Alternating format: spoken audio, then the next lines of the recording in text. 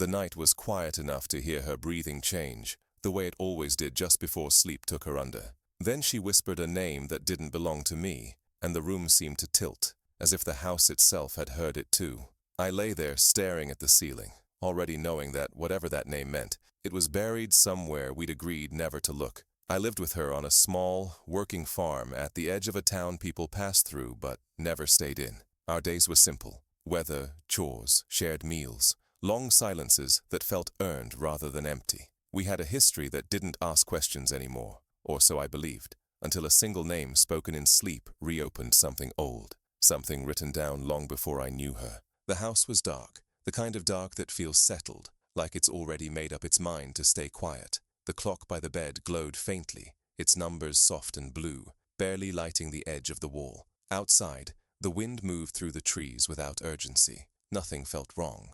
Not yet. She was asleep beside me, turned slightly away, one hand tucked under her pillow the way she always did. Her breathing had slowed into that steady rhythm I knew well, the sound that told me the day was finally over. I lay there listening, not thinking about anything in particular, just letting the night pass through me. Then she said it. Not loud, not sharp, just a name, breathed out like it belonged there. It slipped into the room gently, almost politely, as if it didn't want to wake either of us. A man's name, not mine. I didn't move. I didn't even blink. I just stayed there, staring into the dark, while the sound of it settled somewhere deep in my chest. She shifted slightly after, her breath catching for half a second before smoothing out again. Sleep reclaimed her easily, like nothing had happened, like the name hadn't changed the shape of the room. I told myself it was only a dream. People say names in their sleep all the time. Fragments of old conversations, faces from long ago, minds wandering without permission. Still, I lay awake longer than usual,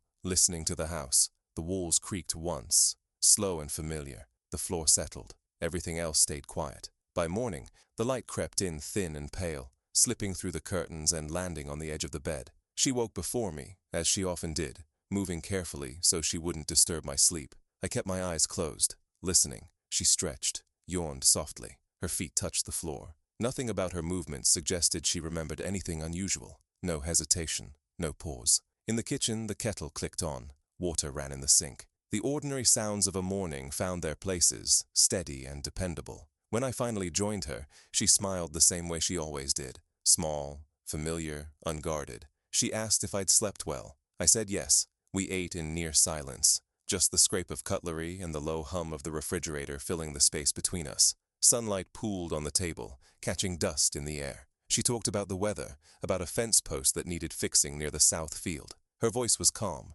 grounded. I nodded where it felt right, answered when I needed to. I kept waiting for something to crack. A glance held too long, a word chosen too carefully. Nothing did. After breakfast, we went our separate ways, like always. She headed toward the house chores.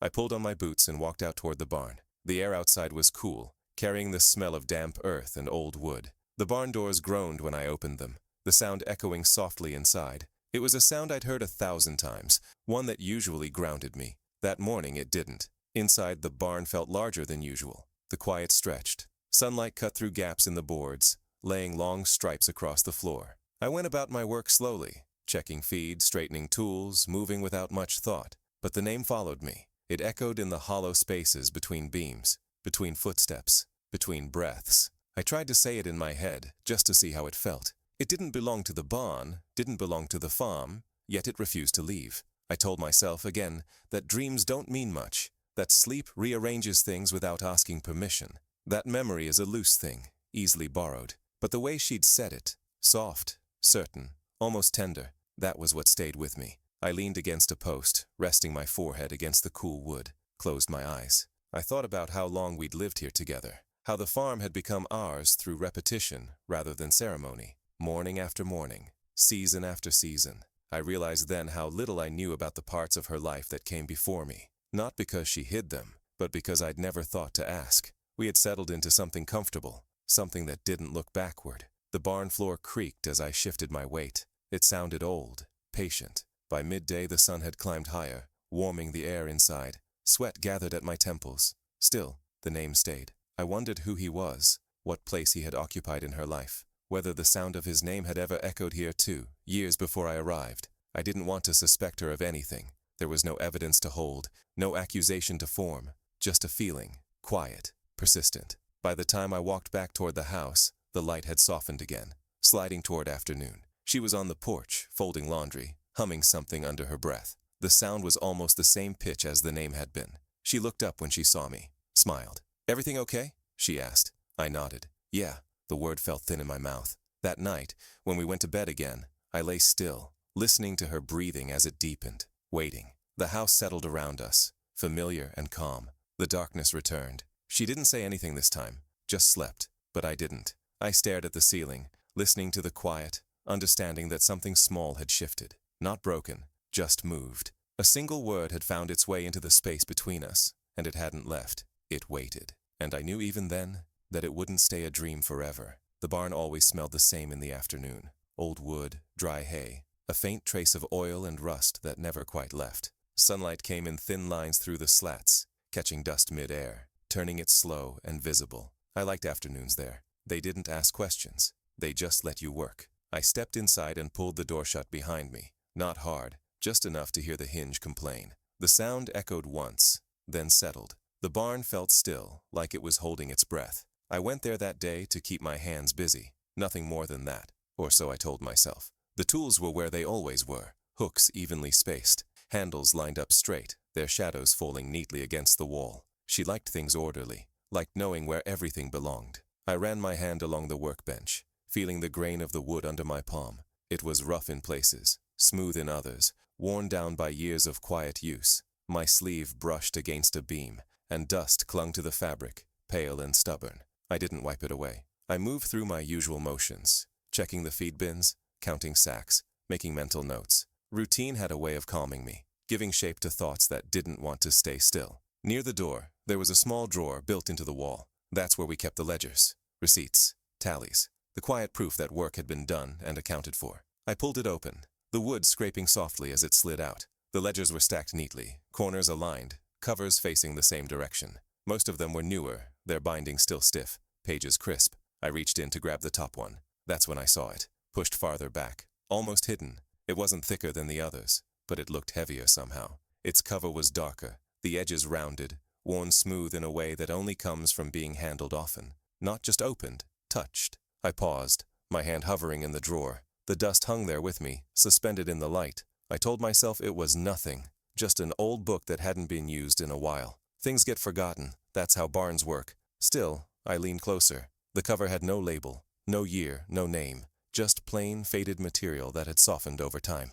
The kind of softness you get when something has been picked up again and again, then finally set aside for good. I pulled it out slowly. The weight surprised me, not heavy enough to strain, just enough to be noticed, like it wanted me to know it was there. I set it on the workbench, and stood there, staring at it. The sunlight caught the edge of the cover, highlighting a crease near the spine where someone had bent it back too far once. I didn't open it right away. Instead, I listened. The barn creaked somewhere above me, a slow, familiar sound. Outside, a bird called once, then went quiet. Everything else stayed still. I thought about how many times she must have stood in this same spot, hands dusty, sleeves rolled up, checking numbers, making sense of things. I wondered when she'd last touched this ledger, and why she'd pushed it back instead of throwing it away. My fingers rested on the cover. The surface was warm from the sun. I told myself I shouldn't, that some things don't need to be known to exist, that privacy isn't always secrecy, but curiosity has a quiet way of justifying itself. I opened it. The pages were yellowed, their edges uneven, softened by time. The handwriting was neat and deliberate, each line carefully spaced. Dates ran down the left margin. Figures followed. At first it looked like every other ledger. Expenses, supplies, repairs. I flipped a page, then another. The sound of paper turning felt louder than it should have been. Then I saw the name. It sat there plainly, no different from the others. Just ink on paper, just a word. The same one she'd whispered in her sleep. My chest tightened, subtle but unmistakable, like I'd stepped into colder air without noticing. The name appeared again a few pages later, then again. Not often, not enough to draw attention on its own, but enough to be intentional. I ran my thumb along the edge of the page, feeling the slight ridge where ink had pressed into paper. The entries weren't emotional. No explanations. No notes.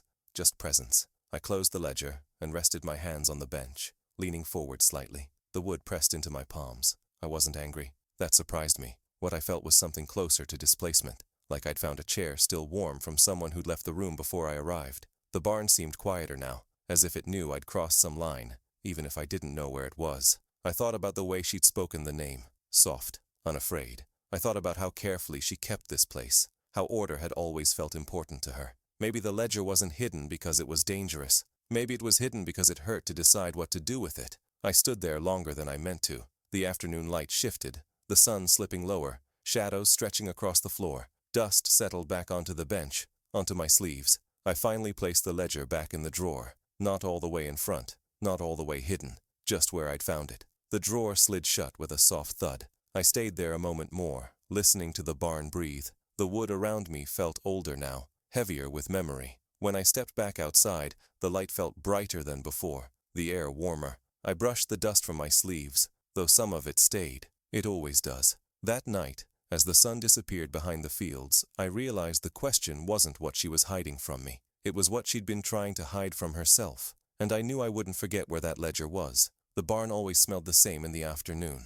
Old wood, dry hay, a trace of oil that never quite faded. Sunlight slipped through the cracks between the boards, thin and patient, laying pale lines across the floor. Dust drifted through it slowly, like it had nowhere else to be. I stood there a moment before moving, listening to the quiet settle around me. The barn was a place of order. It always had been. Tools hung straight on their hooks, ropes coiled just right, nothing left leaning where it might fall. She liked it that way, liked knowing where things belonged. I went in that afternoon because my hands needed something to do. My mind had been restless all day, circling the same thought without touching it. Work usually helped with that. It gave shape to time. The door creaked as I closed it behind me, a long familiar sound that echoed once before fading. The barn felt cool compared to the sun outside. Still, I moved slowly, not in a hurry to get anywhere. Checked the feed bins, counted sacks, straightened a shovel that didn't need straightening. Dust brushed against my sleeves and stuck there, pale against dark fabric. I didn't wipe it away. Near the door, built into the wall, was the drawer where we kept the ledgers. Records of what came in, Yukani, what went out. Proof that days had been spent doing something measurable. I pulled the drawer open. The wood scraped softly, the sound low and dry. Kakink. The ledgers were stacked neatly, edges aligned, covers facing the same direction. Most of them were newer, stiff spines, clean corners. They smelled faintly of paper and ink. I reached for the top one. That's when I noticed the space behind them. Okay. Something darker sat farther back in the drawer, pushed just enough that it didn't draw attention. Not hidden, just set aside. I leaned closer. It was an older ledger, the cover worn smooth, the edges rounded, like they'd been handled too many times to count. No label on the front, no year written along the spine. I paused, my hand hovering. The barn was quiet in a way that felt aware. The boards above me shifted slightly as they warmed in the sun. Somewhere outside a bird called once and then went silent. I told myself it was nothing. Barns collect old things. They don't ask questions about them. Still, I pulled it out. The weight surprised me. Not heavy, just solid. As if it carried more than paper. I set it on the workbench and stood there, looking down at it. Whoa. The sunlight caught the cover, highlighting a crease near the spine where someone had bent it back too far once. It looked like a mistake that had been made quietly. I rested my fingers on the surface. It felt warm, smooth.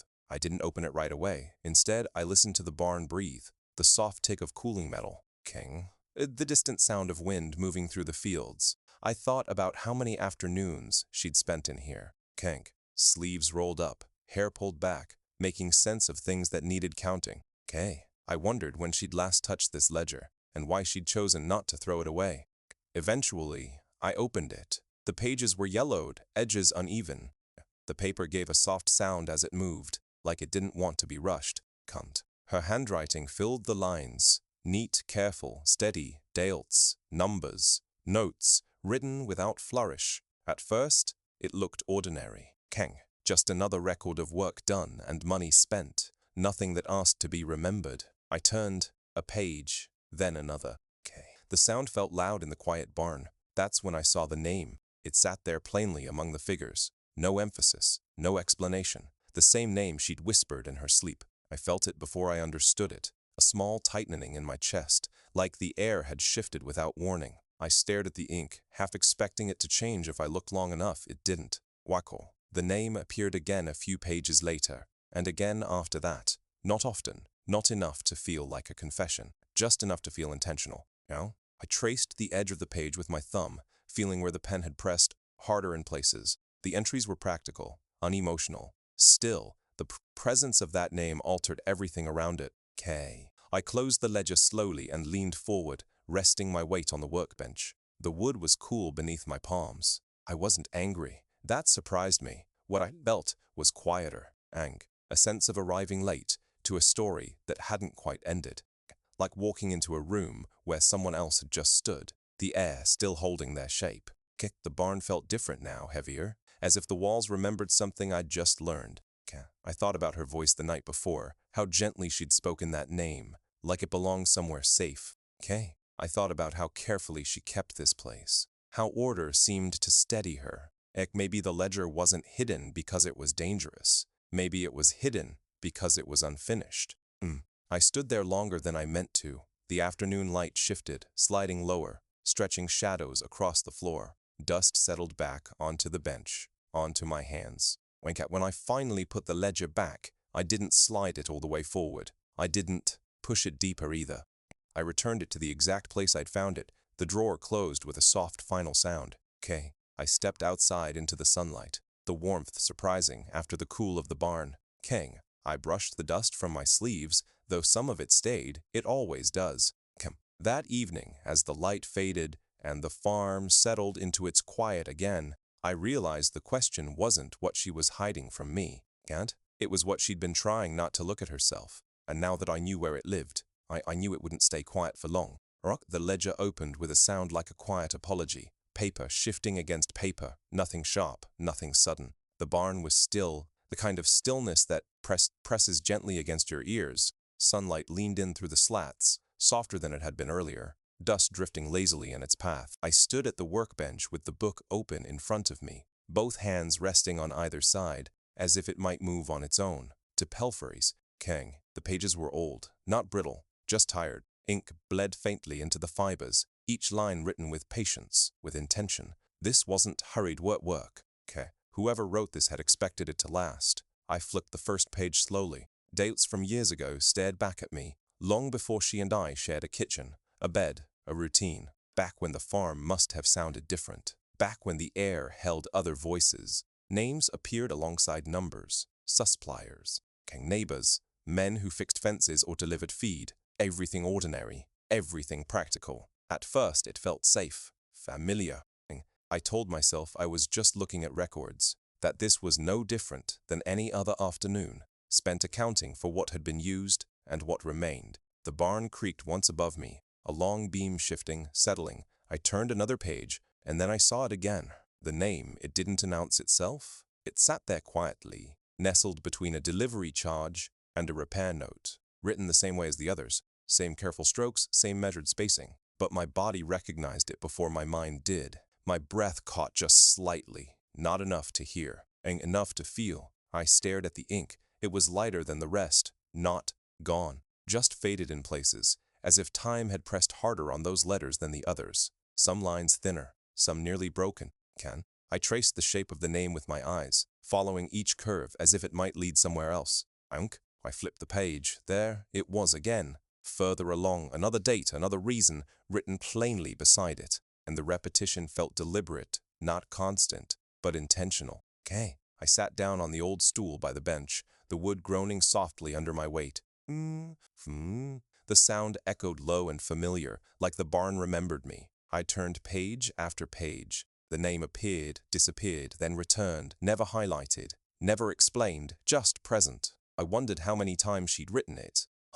Whether her hand had ever paused before finishing the last letter. Whether she'd noticed, even then, how often it appeared. The ink had aged unevenly across the page.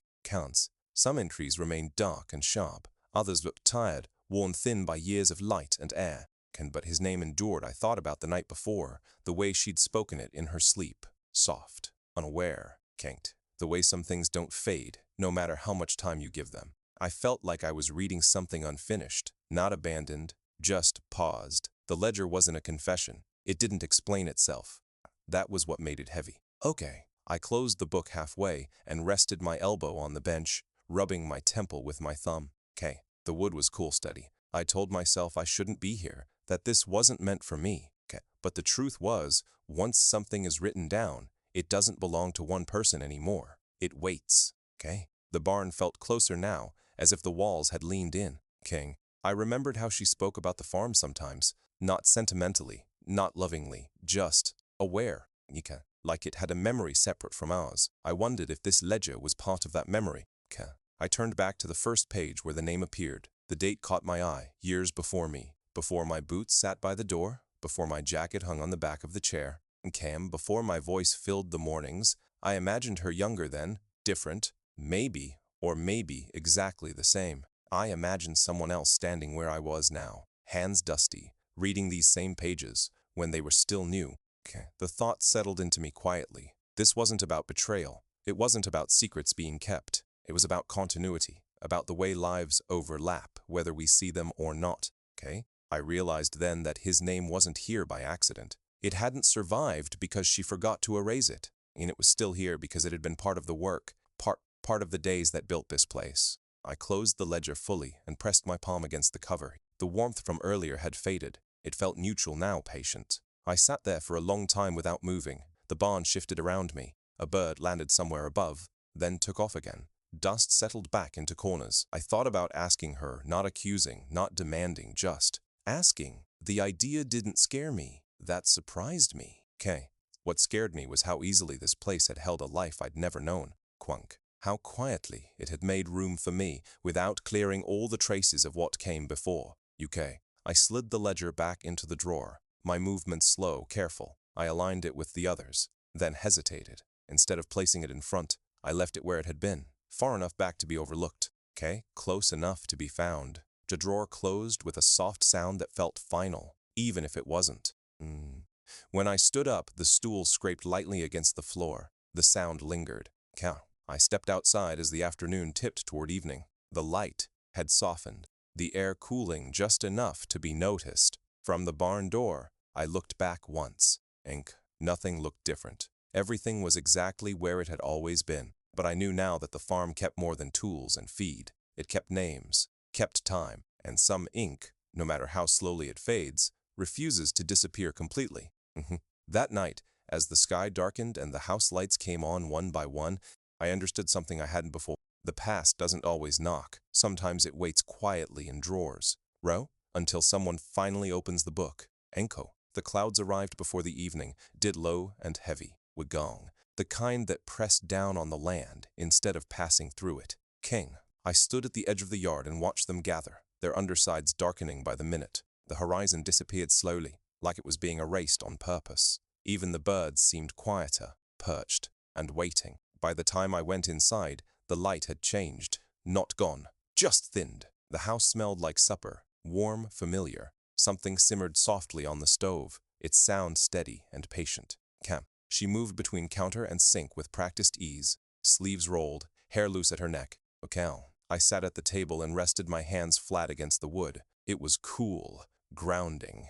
I hadn't meant to be quiet, it just happened. She noticed anyway. She always did. "You okay?" she asked, not looking at me at first. Her voice was gentle, but there was something else there too. Attention. I nodded. Just tired. It wasn't a lie. I felt it in my shoulders, in the weight behind my eyes. But it wasn't the whole thing either. She glanced over then, studying my face like she was reading weather. I held her gaze for a second longer than necessary, then looked away. Tanny. The first drop of rain hit the window softly, then another, then a few more. Soon it became a rhythm, steady, unhurried. She turned the heat down and brought the pot to the table. Steam rose between us, fogging the air for a moment before disappearing. We served ourselves in silence. Outside, the rain picked up, tapping against the glass with more confidence. Now, the house responded with small sounds, the walls shifting, the floor answering with a creak near the hallway. We ate slowly. I could feel the name there, not spoken, not acknowledged, sitting between us like a third presence. Sinking. She talked about the fence that needed mending near the south field, about how the ground would be too soft tomorrow if the rain kept up. Her words were practical, mestrimate. I nodded at the right moments, answered when it felt expected, but my attention kept drifting, to the sound of rain, to the way her fork paused briefly before touching the plate. to the space between her sentences. When we finished eating, she gathered the dishes and carried them to the sink. Can water ran? Plates clinked softly. I stayed at the table, listening. The rain darkened the world outside, blurring the edges of everything. The windows reflected the room back at itself. Two figures moving quietly in shared space. She dried her hands on a towel and leaned against the counter. She didn't look at me right away. You've been somewhere else all evening, she said finally. Not accusing, just observant. I swallowed. Kang? The sound felt louder than it should have been. Long day, I said. She nodded slowly, like she was deciding whether to let that answer rest. The rain came down harder then, drumming against the roof, filling the pauses. For a moment, neither of us spoke. I wondered what it would take to say the name out loud. Whether it would sound different in daylight. Whether it would shrink once it was no longer hidden. She pushed herself off the counter and walked past me toward the living room. Her shoulder brushed mine lightly as she passed. The contact lingered. We sat on opposite ends of the couch, the distance subtle but noticeable. The lamp cast a warm circle of light that didn't quite reach the corners of the room. The rain softened again, settling back into a steady fall. I watched her from the corner of my eye. The way her hands folded and unfolded in her lap, the way her gaze stayed fixed on nothing in particular. She didn't look at me. I realized then how easy it would be to keep quiet, to let the name remain where it was, unspoken, contained, a private weight. One time, I Fenger wait, but I also felt how heavy it had already become. The house felt full, not crowded, just occupied by memory, by something unfinished. I shifted slightly on the couch. The cushions sighed under my weight. She turned her head just enough to notice. Do you want to talk? She asked. There it was, the invitation. Soft, careful. I opened my mouth, then closed it again. The words didn't come easily. They lined up, then scattered. Outside, thunder rolled low and distant, barely more than a suggestion. I don't know, I said finally. She nodded once. Didn't push. We sat there, listening to the rain speak for us. The clock ticked quietly on the wall. Each second measured and counted. I thought about the ledger, the faded ink, the way time had tried and failed to erase certain things. I thought about how long someone can carry a question before it demands an answer. She stood up and walked to the window, parting the curtain just enough to look out. Her reflection wavered in the glass, layered over the dark yard beyond. It's really coming down, she said. Yeah, I replied. Another silence settled between us, not tense, just aware. I wondered if she could feel it too, that shift in the air like weather turning before a storm fully arrives. The sense that something had already changed, even if it hadn't been named yet. She let the curtain fall back into place and turned off the lamp. The room dimmed, the only light coming from the kitchen, and the gray glow of rain-soaked evening. Aki force forbakan kung kam. I'm going to bed, she said softly. I nodded. Yeah. As she walked down the hallway, the floor creaked beneath her steps, each one familiar. I listened until the bedroom door closed. I stayed on the couch a while longer, the rain filling the house with its steady insistence. The name echoed quietly in my mind, louder now that the world had gone still. I knew I couldn't carry it forever. Questions don't like being buried. Outside, the storm settled in for the night, and somewhere between one drop and the next, I understood that silence has its limits. The mornings came quieter after the storm, not silent, just careful. Mist hovered low over the fields, clinging to the fence posts and settling into the grooves of the dirt road. The barn stood the same as always, dark against the pale sky, its roof still wet from the night before. Quanti. Nothing about the place announced that it carried a past. I stood on the porch with a mug warming my hands and watched the fog lift slowly. The house creaked behind me, stretching awake. Somewhere inside, she moved from room to room, her footsteps soft and familiar. I didn't go back to the ledger all at once. I couldn't. Instead, I read it the way you listen to an old story told in pieces. A page here, a few entries there. Never enough to feel finished. In the afternoons, when the light was right and the house was quiet, I slipped into the barn and opened the drawer. The ledger waited exactly where I'd left it, as if it hadn't noticed the days passing. The pages spoke of a different season of her life. Not dramatic, not tragic, just lived. Repairs after storms. Wood replaced where rot had crept in. Costs split between two names, written side by side without explanation. The handwriting never changed, steady, mesmered. Some entries hinted at plans, materials ordered that were never used, notes about projects that stopped mid-sentence. Okay, a line left unfinished, like someone had meant to come back and never did. Okay, I closed the book often, resting my hand on the cover, letting what I'd read settle before moving on. Okay, it felt wrong to rush it. The entries with his name were sparse, not frequent enough to dominate the page, but consistent, like a presence that didn't need attention to be felt. Nothing about it felt like a love story. No grand gestures, no emotional spill, just shared days, shared work. I began to notice things I hadn't before. Okay, the way the barn door hung slightly uneven, as if it had been rehung in a hurry once. The extra hook near the workbench that held nothing now. The second mug pushed to the back of the shelf, chipped along the rim. The farm itself seemed to remember. Okay, I walked the fence line one afternoon and found a section reinforced with older wood, weathered differently than the rest. King, I wondered who had stood there, hammer in hand, deciding it was good enough for now. Count. I wondered if she remembered those moments when she passed these places, Kang, or if they had blended into the landscape, the way time tends to do. Kank. At dinner, she talked about the upcoming market, about seed prices, about how the ground still felt heavy underfoot. Go. I listened, nodded, asked questions. Her voice was steady, present. She didn't mention the past. Neither did I. But I watched her differently now. The way she paused at the window sometimes, her gaze drifting past the fields, the way her hands lingered on certain objects, tools, boards, the ledger shelf, before moving on. Okay? I realized then that knowing someone doesn't mean knowing all of them. Some parts stay tied to places rather than people. The ledger taught me that. Okay. One afternoon, I read an entry about a storm years ago. Roof damage, flooded ground, extra hands needed. Okay. His name appeared next to the cost of repairs. I imagined them working side by side, mud on their boots, rain soaking through their jackets. No words needed, just shared effort. I closed the book and leaned back against the wall, the barn cool against my shoulders. I wasn't jealous, not really. What I felt was closer to humility. I had arrived after the storms, after the shared plans that never came true. The farm hadn't been waiting for me. It had been surviving. I started to see my place differently too, not as a replacement, just a continuation. Some evenings I didn't read at all. I just sat in the barn, letting the air move around me, listening to the quiet sounds of a place at rest. The ledger stayed closed beside me. I realized that the past doesn't announce itself as memory. It settles into corners, into routines, into the way a place holds itself together.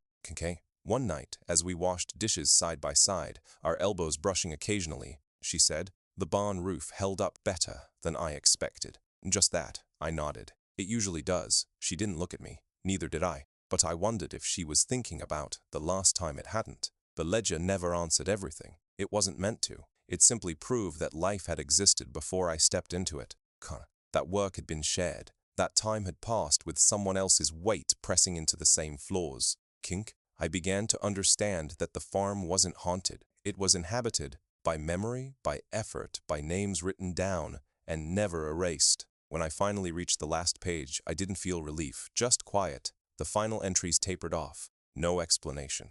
No ending. Just space. I closed the ledger gently and left it where it was. That night, lying in bed beside her, I listened to the familiar sounds of the house settling.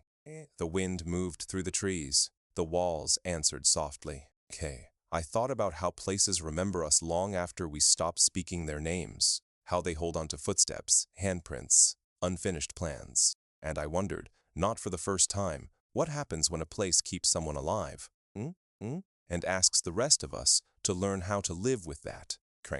The afternoon light came in low and angled, slipping through the kitchen window, like it was trying not to disturb anything. Dust floated through it, slow and unbothered, each particle catching the light for a moment, before drifting on. The clock above the sink ticked steadily, louder than usual in the stillness. "You okay?" I sat at the table. With my hands folded, watching that dust move. The house felt awake but subdued, like it knew something was about to be said and was giving us space to say it. She poured herself a cup of tea and set the kettle back on the stove without turning it on. Just a habit. Something to do with her hands. She sat across from me, the chair legs scraping softly against the floor. The sound lingered. And for a moment, neither of us spoke. Outside, the wind moved through the trees, brushing the side of the house gently. Inside, everything waited. Okay. I hadn't planned the words. I knew better than that. Some things don't come out right when you rehearse them. I wanted to ask you something, I said. My voice sounded calm, steadier than I felt. She looked up at me then, not startled, not defensive, just attentive. Okay, she said. I watched her hands settle on the table, fingers spread slightly, palms resting flat against the wood. I could see the grain beneath them, dark lines winding through lighter ones, patterns formed slowly over time. I heard a name, I said, in your sleep. The words sat between us, plain and unadorned. She didn't react right away, didn't pull her hands back, didn't look away. Cow. She lowered her gaze instead, focusing on the table as if it was saying something she needed to hear first. Ibes and Kanyo. The clock ticked on. I saw it too, I added quietly. In the barn. In the ledger. In the ledger. Okay. That was when her shoulders shifted, just slightly, not a flinch, more like a breath. She hadn't realized she'd been holding. Still, she didn't deny it. I wondered, I said, choosing each word carefully, if you wanted to tell me about it. Vinkars. The dust continued its slow dance between us. The light didn't change. Okay. She ran her thumb along the edge of the table, tracing a groove worn there, long before either of us had noticed it. Okay. For a long moment, she said nothing. Then, softly, some stories don't leave when people do. Her voice wasn't sad, not defensive, just honest. I nodded, though she wasn't looking at me. The truth of that statement settled into me quietly, like something I'd always known but hadn't named. She took a breath, slow and deliberate. He was part of this place, she said, before you. Kang, the words were simple, careful. I waited. He helped build some of it, she continued. Not all, but enough. Cow. She paused, her fingers still resting against the grain, as if the table might answer for her if she stopped speaking. We worked together, she said. A lot.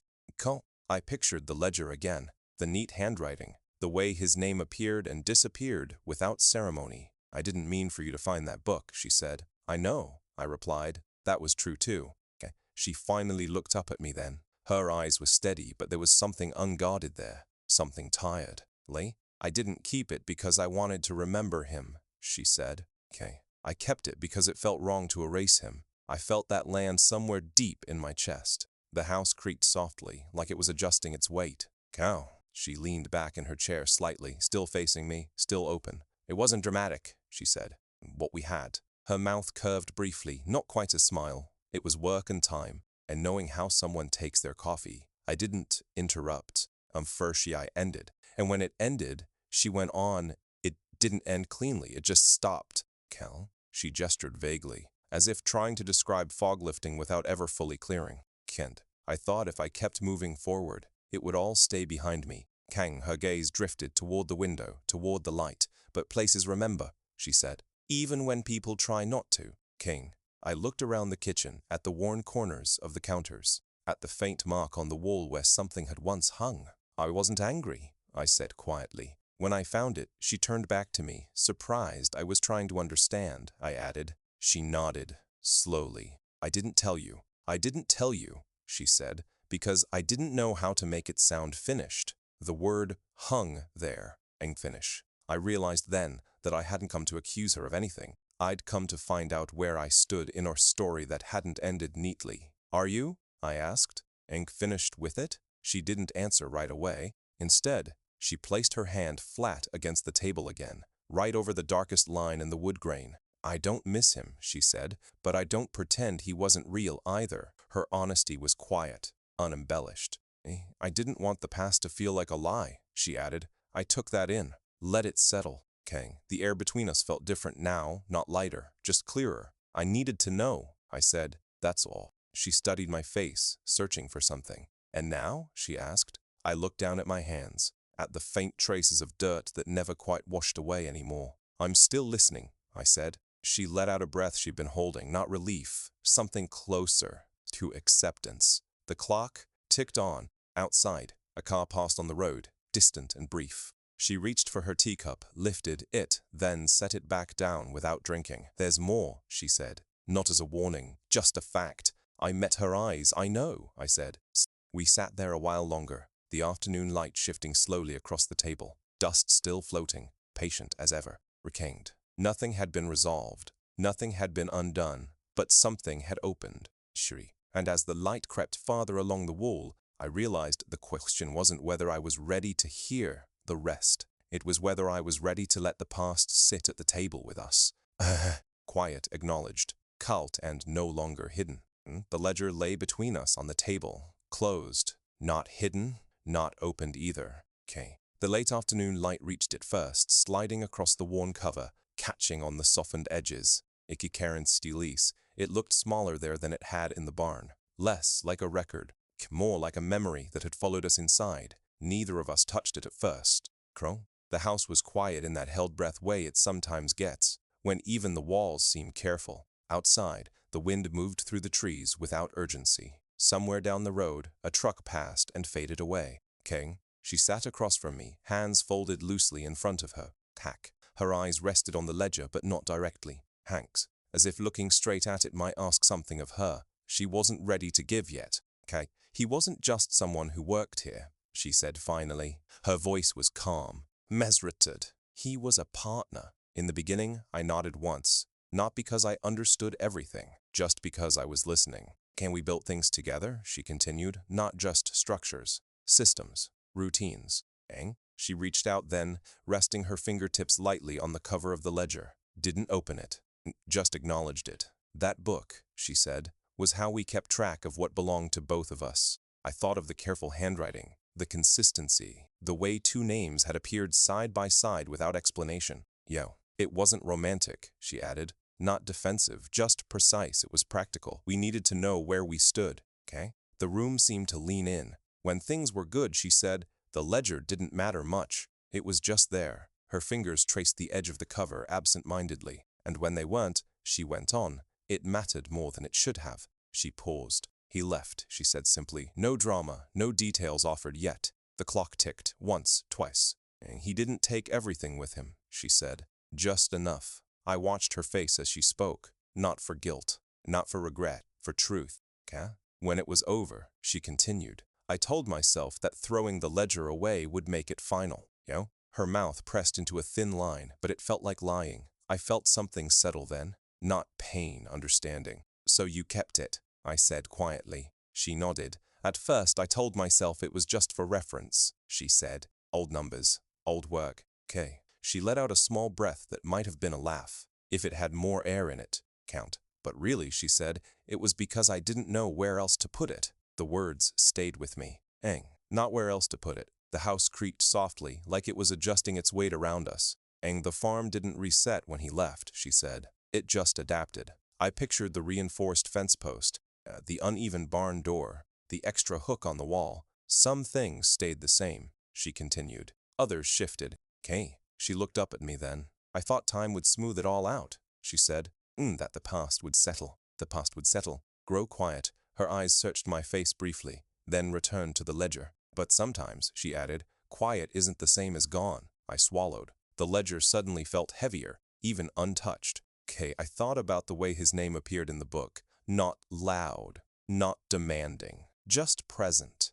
Did you ever mean to tell me? I asked. She considered that. Yes, she said after a moment. And also no. She met my eyes. I didn't want to make it bigger than it was, she said. But I didn't want to pretend it hadn't existed either. I nodded slowly. I didn't feel replaced, I said. The words surprised me as they left my mouth. She looked up quickly, her brow knitting just slightly. That wasn't my fear, she said. No, I replied. I know. What I didn't say was that my fear had been smaller, Quichita, that I'd stepped into a life already shaped by someone else's hands and hadn't noticed all the marks right away. The farm survived, she said, but it wasn't unchanged. She gestured around the room. I wasn't either. Fung, the admission wasn't heavy, just honest. I didn't keep the ledger because I wanted him back, she said. I kept it because it reminded me of who I was when I built this place. That landed differently. I thought about how much of ourselves we leave in work, in shared effort. In days that don't feel important until they're gone. I reached out then, resting my hand on the table near hers. Not touching, just close enough to be felt. I don't need it erased, I said. She looked at my hand, then at me. I just needed to know what it meant. Her shoulders eased slightly. Not relief, release. She closed her eyes for a brief moment, then opened them again. I thought the past had stopped talking, she said.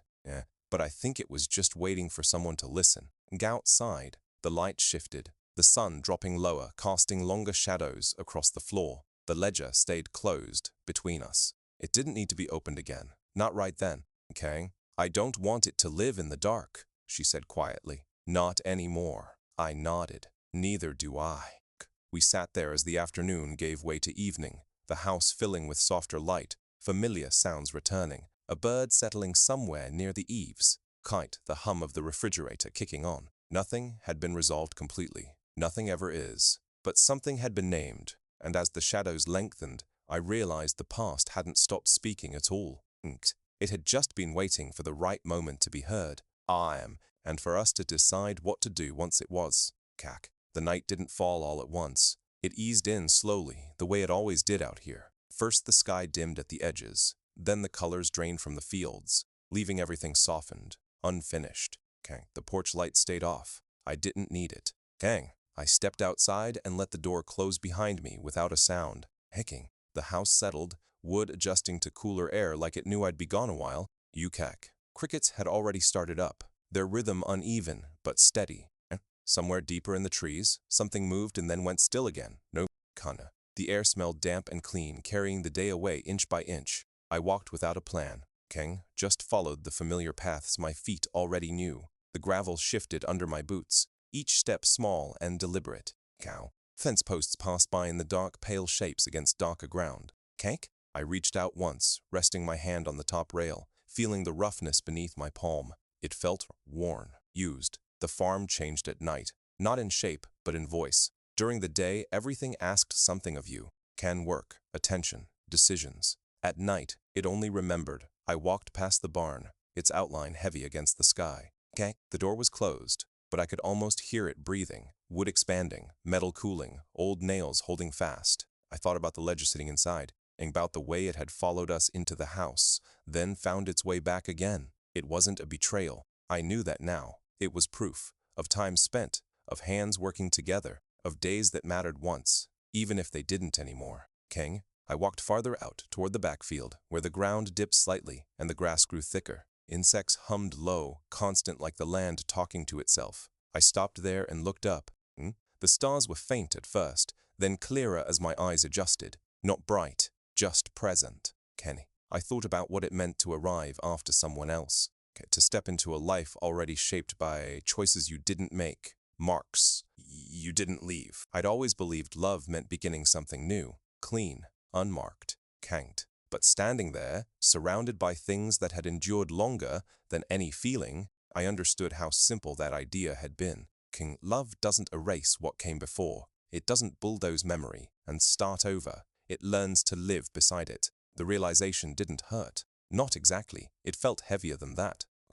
Like accepting the full weight of something you'd only been holding at arm's length. I thought about her inside the house, probably sitting quietly, maybe reading, maybe just listening to the same night sounds through the walls. I didn't feel pushed out.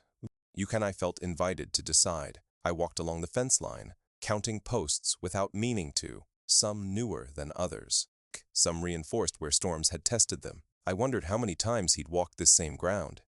Whether his footsteps had followed this exact path, or one close enough to overlap. The thought didn't make me angry. It made me aware. I wasn't the first to love this place, or her. I was just the one here now. The boards beneath my feet creaked as I crossed the small footbridge near the creek. The sound echoed softly, then disappeared into the dark. The creek moved slowly below, water whispering over stones. It didn't care who had crossed before me. It just kept going. I leaned against the railing and listened. Memory, I realized, isn't a rival. It doesn't compete for space. It simply exists. The ledger hadn't asked me to leave. It hadn't accused me of arriving too late.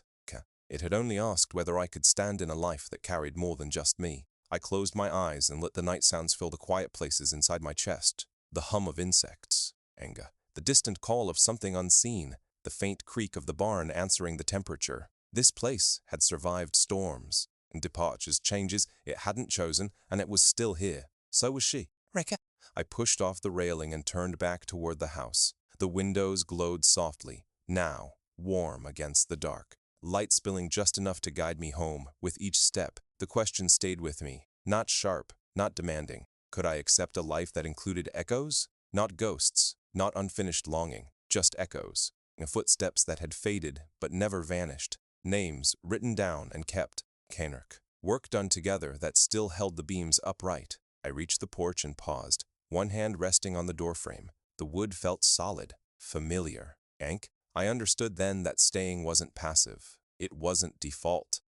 It was a choice made in full awareness of what had come before. I opened the door quietly and stepped back inside, and the house welcomed me with its usual sounds, a soft tick from the clock, the low hum of the refrigerator, coke floorboards, remembering my weight. She looked up from the couch when I entered, didn't ask where I'd been, just watched me. I met her gaze and nodded once. Not an answer, not a promise, just acknowledgement. I sat down beside her, close enough to feel the warmth she carried with her. The space between us felt different now, not empty, not crowded, occupied by truth. Outside, the night continued on, steady and patient, and inside, I understood that staying meant learning how to live with what lingers, and deciding every day, that it still belonged. The morning light reached the barn before it reached us. It slipped through the cracks in the boards, pale and quiet, laying itself gently across the floor. The air was cool, carrying the smell of old wood and earth that had dried overnight. Nothing felt urgent. Nothing felt heavy. We walked there together without speaking, our steps falling into an easy rhythm we hadn't planned. Gravel shifted underfoot. A bird lifted from the fence line and disappeared into the trees. She carried the ledger, not tucked under her arm, not hidden, just held against her side, like it belonged in the open. The barn door creaked as I pulled it open, the sound long and familiar. Inside, the shadows rested where they always did, stretched thin by the morning light. Dust floated slowly, unbothered by our arrival. For the first time in days, I felt like the barn wasn't watching us. It was waiting. We stood there a moment before moving, letting the quiet settle around us. The place smelled the same as it always had. Hay, oil, wood warmed by sun. But something underneath it felt different, less guarded. She walked toward the wall where the drawer was built in, her steps measured. I followed a few paces behind, stopping near the workbench. She slid the drawer open slowly. The sound was soft, almost careful. The other ledgers were stacked neatly, just as they always had been. Straight edges, clean order. She hesitated for a moment, then placed the old ledger on top of the stack, not pushed back, not hidden, just there. She ran her hand over the cover once, her palm moving slowly from edge to edge. Her fingers lingered at the crease near the spine, pressing lightly, as if acknowledging it. Then she stepped back. Didn't sigh, didn't say anything. Jacques just stood there, hands at her sides, looking at the drawer like it had said its piece. I closed it gently. The soft thud echoed once, then faded. The barn seemed to respond, not with sound, with space. The air felt easier somehow, as if something had been exhaling quietly for a long time and had finally stopped holding its breath. I noticed it in small ways. The way the light seemed to reach farther across the floor. The way the silence felt less crowded.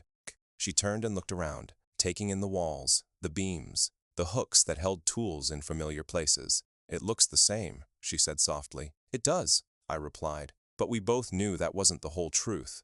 We moved through the barn together, not working, just existing in it. She straightened a rope that didn't need straightening. I adjusted a shovel, leaning just slightly out of place. The floor creaked beneath our weight, the sound slow and remembering. It didn't feel accusatory, it felt accepting. I realized then that nothing had been taken away, nothing destroyed, nothing erased. And yet, something had changed. The ledger hadn't lost its meaning, it had just lost its grip. Some things don't need to be torn apart to loosen their hold. They only need to be seen clearly.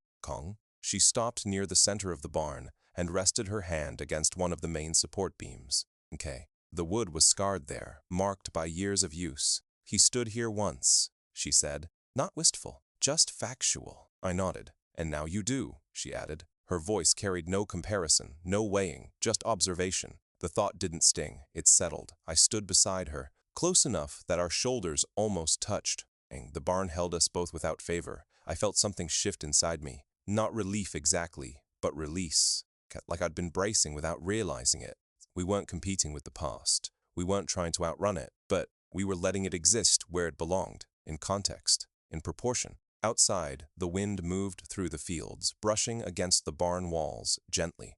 Okay? The structure answered with a low, familiar groan. She smiled then, not wide, not performative, just a small curve at the corner of her mouth. I thought I had to choose, she said quietly. Between remembering and moving on, I looked at her. And now? I asked. Cow? She glanced back at the drawer, then around the barn. Now I think I just had to stop hiding. Gray? The word landed softly between us, hiding. I realized then that forgiveness didn't arrive with ceremony. It didn't announce itself. It showed up quietly in moments like this, placing something down, stepping back, and letting the space respond. We left the barn together, closing the door behind us. The hinge complained briefly, then settled. Outside, the day had warmed slightly. The sun sat higher now, more confident. King. She stopped just beyond the threshold and looked back once more. Not longing, not regret, retuguation. Then she turned away. Gay. As we walked back toward the house, our steps matched without effort. The gravel sounded different, somehow, less sharp. I wondered if this was forgiveness, or if it was something simpler, understanding. Forgiveness implies an injury and a wrong that needs balancing. This didn't feel like that. It felt like acknowledging weight and deciding how to carry it. Inside the house, the familiar sounds returned. The clock ticking, the quiet hum of the refrigerator, floorboards greeting our steps. Life resumed. Later, when I stood alone at the window, watching the fields move gently in the breeze, I thought about how easily power shifts when something is no longer hidden. The ledger still existed, the past still existed, but neither ruled the room anymore. Outside, the barn stood steady, unchanged in shape, but lighter in presence. I realized then that letting something breathe doesn't mean letting it go. It means giving it room to be what it is. No more, no less. And as the day stretched forward, calm and open, I understood that this wasn't an ending. For Cat. It was a beginning that didn't need to announce itself, just a quiet step forward. Together, into whatever came next. The lamp was already off when we came to bed. Only the window held any light. A thin wash of moon, pale enough to feel borrowed. The house had settled into its nighttime sounds. Wood cooling, pipes ticking softly. The quiet agreement of things staying where they were. She lay down beside me without speaking. No pause, no hesitation. The mattress dipped with her weight, familiar and steady. I stayed awake, watching the ceiling, listening to the room find its balance again. Outside, the wind moved through the trees, just enough to be heard. Inside, the clock marked time with a soft insistence, each second placed carefully after the last. I waited, not tensely. Hey, just aware. She turned once, pulling the blanket closer around her shoulders. Her breathing slowed gradually, the way it always did. First uneven, then smoother, until it found its rhythm. I listened the way you do when something has taught you to listen closely. Not searching, expecting. Half of me braced for it, for the name to rise again from sleep and land between us. For the quiet to be broken by memory speaking without permission. But it didn't come. The room stayed intact. Her breath moved in and out, even and unbroken, filling the space gently and leaving it again. And the sound was soft, unremarkable, and somehow, that made it everything. I shifted slightly onto my side, careful not to wake her. The sheet whispered as it moved. She didn't stir. I realized then how much I'd been holding. Not anger, not jealousy, but anticipation. The waiting had been the heaviest part. The idea that something important was happening, just beyond my sight, my hearing. That meaning was being withheld. But lying there in the quiet, with nothing surfacing, I understood something small and precise. The fear hadn't been about another man. It had been about not knowing where I stood. Not knowing what was being carried silently. Not knowing what part of the story I was stepping into. The name had only been a symptom. The Mammon remembering, a signal. The real weight had been the unanswered space around it. Her breathing stayed steady. The house didn't react. No creak, no shift. It felt like the walls themselves had relaxed. I thought back to the kitchen table, the barn, the ledger resting openly among the others. How much effort it takes to hide something, and how much less it takes once you stop. Honesty, I realized, doesn't crash through a room. It settles. It doesn't demand attention. It makes space. I reached out slowly, resting my hand on the mattress near her shoulder, and not touching, just close enough to feel the warmth she carried. She breathed in, breathed out. Still no name. I closed my eyes. Images drifted in and out. The barn door opening, kite dust moving through light. Yuko, her hand resting on the ledge's cover before stepping back. Ink. Nothing sharp, nothing unresolved, just memory finding its place. King? I thought about how silence changes once it's chosen rather than enforced, how it stops feeling like avoidance and starts feeling like rest. This silence wasn't holding anything back, eh? It was holding us. At some point, I noticed my own breathing had slowed to match hers. Two rhythms, separate but aligned. The bed creaked faintly as I settled deeper into it. Reich. The sound passed and didn't return. Time moved differently then, not measured, not counted, shared. Okay. I wondered what honesty gives back once it's spoken. It doesn't erase the past, it doesn't simplify anything. But it gives clarity, it gives rest. Kai. It gives back the ordinary moments that feel fragile when trust is unsettled. Sleep, and quiet, the comfort of not listening for what might surface. I drifted somewhere near sleep myself, hovering just above it, aware but no longer guarded. Her breath stayed even, uninterrupted. King. In the middle of the night, she shifted closer, her shoulder brushing my chest. The contact was unthinking, unaware. King. I didn't move. I let it be what it was. The room held us gently, nothing demanding attention. No past pressing forward, no future insisting on answers. Just now, just shared space. When I finally slipped fully into sleep, it came easily, without vigilance, without scanning the dark for meaning. And, when I woke briefly sometime later, a habit I hadn't yet shaken, the room was unchanged, her breathing still smooth, the night still quiet, no names. Only the soft truth of two people sharing a room, sharing time, without anything left unsaid between them. Cal. As morning approached, light began to gather faintly at the edge of the window. Oh, the house stayed still, respectful of the hour. I realized then that honesty doesn't always arrive with resolution.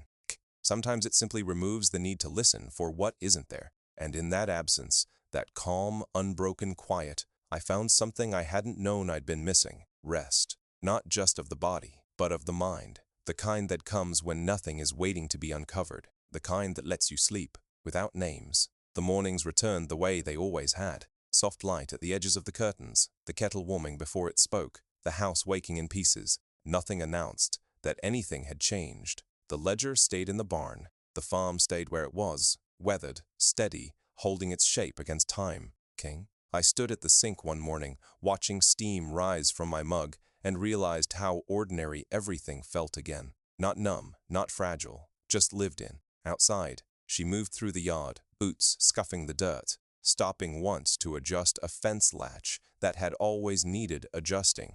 The sound carried through the open window and settled easily into the room. Routine returned without asking permission. Okay. We ate breakfast at the same table. She read the weather report aloud like she always had. Okay. I nodded, asked about the feed delivery. Our voices didn't change, but the pauses did. They grew gentler. Yukata. I noticed it in the small things. The way she waited an extra second before answering. Cal? The way I didn't rush to fill every silence, listening became something we did on purpose. The barn felt different now. Not emptied, not cleansed, just honest. The ledger sat with the others, its worn cover visible, no longer pushed back or avoided. I passed it sometimes without touching it. It didn't call to me anymore. Krang. The days filled themselves the way they always had. Chores, weather, meals, that tasted the same as they always had. But something beneath all of it had settled. I understood then that peace doesn't arrive loudly. It doesn't demand attention. It slips into routine and changes the way you move through it. One afternoon, I watched her at the workbench, sunlight catching in her hair as she tightened a bolt that didn't really need tightening. Kang. Her hands moved with quiet confidence. She didn't look at me. She didn't need to. Later, while stacking tools, I caught my reflection in the barn window, dust on my sleeves. Face older than it had been when I first arrived.